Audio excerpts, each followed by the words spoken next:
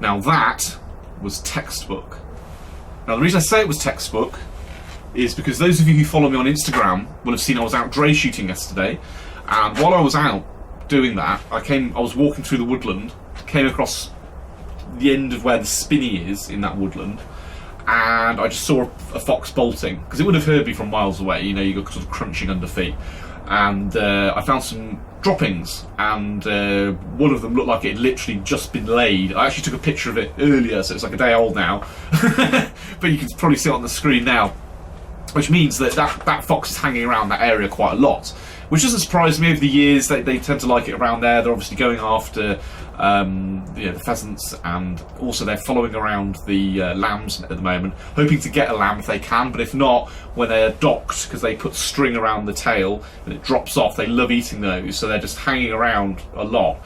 So I thought, okay, tonight I'll come from the opposite end. So the other end there's a field and then there's a road, so I park there, walk through, and of course it's all just grass and really sort of quiet, stalking through. And as I'm walking through the bit where there's a gate that goes into a short bit in the woodland, and then another gate into the main field where they're likely to be, I just saw it slinking over the top of the brow of the hill. So I walked down, and as I got to the gate, I could just see him over there, and he was like just about to go through, try and get through the fence, although he just struggled because the farmer's just redone the fences. But he was there, so I just quickly brought the gun out, shot him straight through the head, about 30 yards, standing shot. It was a beautiful shot, and it was this really satisfying kill, because like I said, that was what I love about doing daytime fox shooting.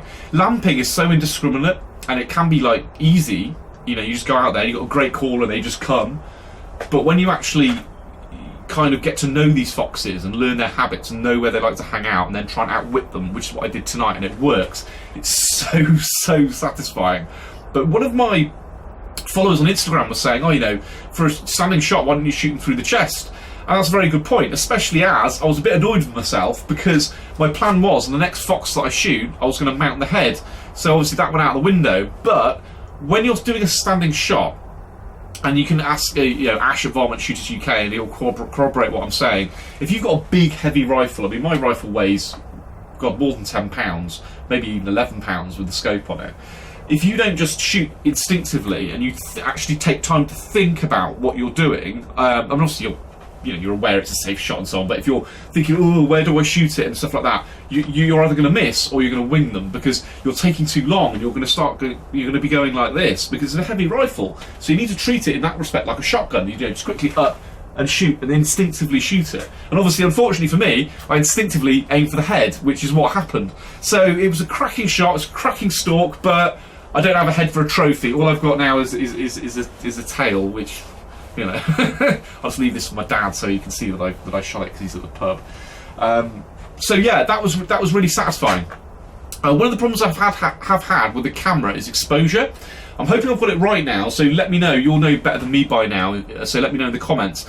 But basically, unlike my old camera, with this camera, if the exposure is on auto, it's really shit. So shit that when I was out yesterday with going for squirrels, well, mind you, the head cam footage didn't come out very well anyway, but the main camera footage, it was just horrendous glare. So you're like in the shadows, say in the wood, and it looks fine.